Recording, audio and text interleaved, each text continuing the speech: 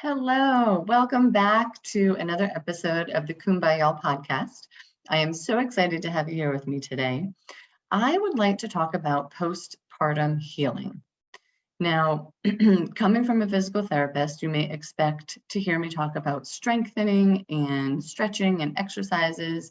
And I want you to know that we're going to I'm going to break it down into like a two-part series or a two-part episode, if you will. And this first part, I want to talk about kind of big picture thinking. And the next episode, we're going to get into the nitty gritty of what I really recommend.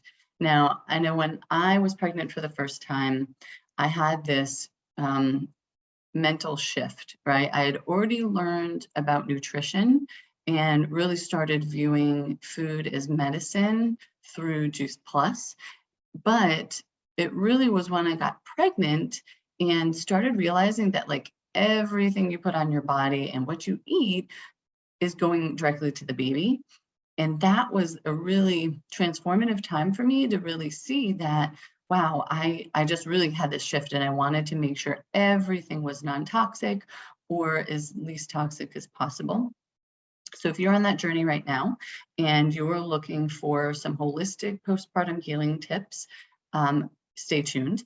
Today, that will be in the next episode, but today I just want to start that conversation because I really feel like we have this drive in our society to go, go, go. And we have what I call the bounce back culture. And it's this desire to get back in our pre-pregnancy genes as quickly as possible and really get the baby just kind of on board and molded and meshed into our life as quickly as possible. And so I want to challenge those, that way of thinking. I really believe that when we focus on that bounce back culture and, getting back to life as we know it and just, getting our tummy flat and just looking the same and towing that baby around with us, wherever we normally would have gone to before, that is so damaging, right? We have such a shame and taboo around the pelvic region in general in our society. And I really think that that bounce back culture feeds into that and maybe feeds from it as well too. We just don't pay attention to our pelvic region and it keeps us misinformed or unable to get the help and care that we need. So I wanted to start with this episode and really kind of get our mind around what I believe we should be focusing on when we're healing after childbirth and not just the physical, right? So let's back up. So what we're talking about really is a lot of times there's a lot of emphasis on those first 6 weeks postpartum because we have that check at the doctor's office to go and say, oh, you're cleared. It's 6 weeks postpartum. You're good to go for whatever. Well, we know more about anatomy now. We know more about physiology and our reproductive organs and our body, our lower half of our body. And we know that certain structures around the uterus take like 4 to 6 weeks to begin healing after having a baby. And it really doesn't finish healing until about 1 year postpartum. So when we go to the doctor at that 6-week checkup, that's really to say, you're healing okay for 6 weeks. Your stitches may be healed and all the immediate, acute, really big things right after the childbirth with your perineum and stuff like that's okay. But there is so much more healing that has to happen. So I wanted to spread that word and let you know that that's the way things are. And really, so we talk about the 4th trimester, right? So the 4th trimester is the first 3 months postpartum. And with physical therapy, especially pelvic physical therapy, we tend to say once postpartum, always postpartum. That does not mean that you're not going to get back to what you want to do, that you're not going to get back to your body, but it really just opens up the conversation to allow you to honor that you have brought life into this world. Your body is not going to be the same as it was before you had a baby because you just had a baby. It is forever changed. So honoring that, not being fearful of it, but honoring that there is a major shift. There is a major change that took place within your physiology. And we say, okay, so it took about 10 months for that baby to typically to reach the world and to be birthed. And so we want to at least give ourselves 10 months. We always say a year postpartum to think about your healing and to focus and prioritize on that. So I'm here to banish this bounce back culture and, try to shift our thinking away from as soon as that baby comes out, the goal is start doing your Kegels, get your belly flat, dress the baby up as cute as possible and get them back out to the cafe and meet with your girlfriends and show the baby around. And hopefully by the end of this episode, you'll see why that can be so damaging, right?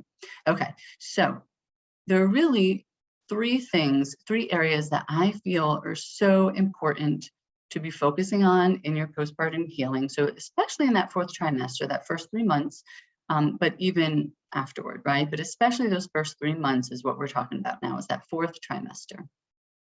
So another thing I do want to say that our society really downplays is how transformative of a time this is in general for the birthing person, mentally, emotionally, physically, for the family as a whole, for society, really. You have another member of society here. So when we focus on getting our body back, that really downplays all these other transformational things that are happening in our lives that really, deserve our focus, I would say.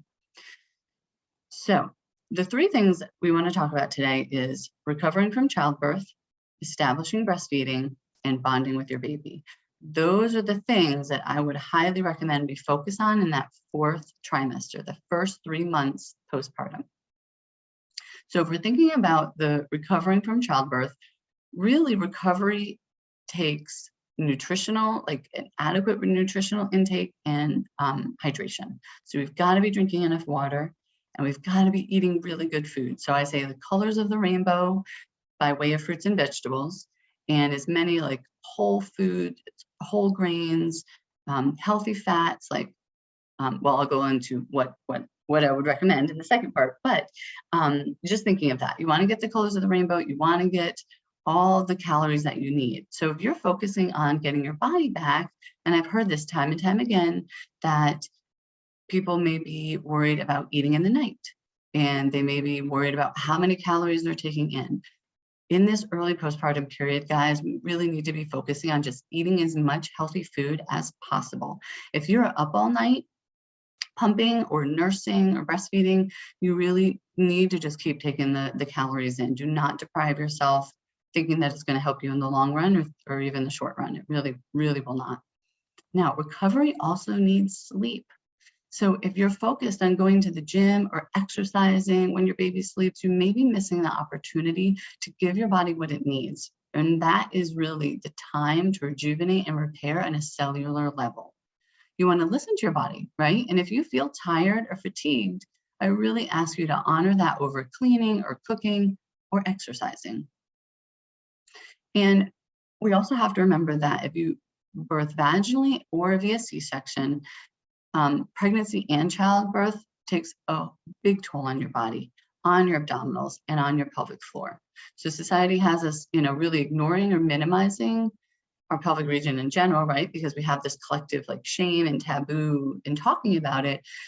But I'm here to say it's, it is a thing, and the pregnancy itself takes a toll on your body. It doesn't matter how you delivered. Now, number 2, in this fourth trimester, you really want to work on establishing your milk supply.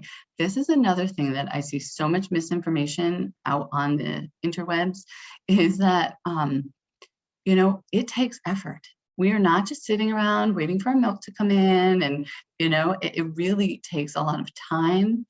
In order to get your milk supply in, you need to be spending skin to skin. Your baby's naked on your chest and you don't have a shirt on, or your partner's chest, but there needs to be skin to skin, especially with the birthing person, whoever's going to be breastfeeding. And then the time spent nursing and pumping, that takes a lot of time. It is so time consuming. You also need to manage your stress. in order for your physiology to work like it wants to. I totally saw this in my second pregnancy. So my first pregnancy, my labor and childbirth was like, it took forever. It was like 30 hours long. And then the second labor went so much faster, but we were in a pandemic and I had my own practice and I had a lot on my mind of, and then you just have an older child, and my older child wanted my attention, and then the baby needed my attention.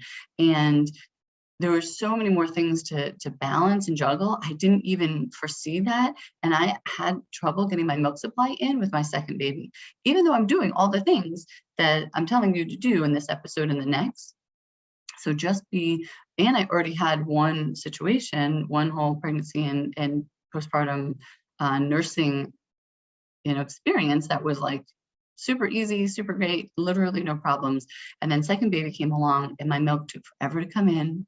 And we finally discovered with the help of my lactation consultant that the baby was not getting enough milk. So I had to supplement for about, 4 or 5 days and then really just focus on nothing, just like minimizing my stress. That was where it was really hitting my body's physiology the second time around. So I feel this near and dear to my heart because it's what I experienced. But also, in this case, exercising before your body's ready for it is like a type of stress on your system. So you can think of it as overtraining, right? Not only will it become counterproductive for your physical healing, but it also can negatively impact your milk supply. And then the last thing that I really encourage you to focus on in this 4th trimester is bonding with your baby. That is really another key goal in this early postpartum period. They are getting used to life outside the womb, and they need our help doing everything, obviously, but little things you don't even think of, like regulating their body temperature and their breathing and their skin, their blood sugar. So you get all this with skin-to-skin contact. So you or your partner just having that baby, cuddling the baby as much as possible is really, really good for these first, 3 months. I think cuddling your baby is good forever, but right. And again, so thinking back to that bounce back culture, it's like, get that baby in a cute outfit, get them out to the coffee shop, and let's take some pictures for social media. And you're physically not focusing on what your body's telling you. If you're in your head and you're focusing on the outfit and the pictures and the posting and the everything else, right? So I just want to say, if you are doing these things, you're getting out of the house, but you are listening to your body, say you've been home and you're focusing on baby and you're rocking it. You're feeling great in your body, mentally and emotionally, your baby's doing well, and you're in the 3rd month. And you're like, I really want to have friends over, just to meet him or her. And, that's fine, because that's listening to your body and coming from a place of empowerment, that it's what you want to be doing and you're balanced and everyone's healthy and good, versus feeling obligated to have people over when your baby's only 2 weeks old. And that could be family too. Really, it could be anyone coming over that isn't going to just help and do the laundry and help you while you take care of the baby and you take care of yourself. So especially if this is your first baby, these early postpartum months are a very transformative time. But honestly, even if it's your 5th baby, this is still a transformative time. You're growing your family and stepping into new territory with your closest loved ones. Whether it's finding your voice and identity as a new parent, or navigating these changes in family dynamic with your older children or your partner, there are a lot of changes happening during this time. When we focus on bouncing back, it's prioritizing the physical over the mental and emotional, and I believe we really need to consider all 3 aspects of our wellness. Besides, if you push too much too soon, you can set yourself up for pelvic floor dysfunction down the road. So I really tell my patients, slower is better. Sometimes you can go farther faster if you just slow down, especially in the beginning. Listen to your body and honor what it needs, and honor that this is such a transformative time. So in recap, we're talking about recovering after childbirth in these early few months postpartum, establishing your breastfeeding and bonding with your baby is where I hope that we can all begin our postpartum healing journey. I will see you in the next episode to talk about even more details, and I'll see you then. Thanks. Take care. Do you ever wish that you could learn the essentials of pelvic health from an experienced pelvic floor physical therapist at a fraction of the cost and from the comfort of your own home? This episode is sponsored by Progressive Pelvic Education, your source for online courses to expand your pelvic health knowledge and promote optimal wellness. Pelvic health is wealth, and there is a lot of essential information about our pelvic floor that isn't taught in school. Learn what to do and not to do to avoid the inconvenience and pain of pelvic floor issues in a self-paced course you can take anywhere. Visit courses.progressivepelviceducation.com to get access today.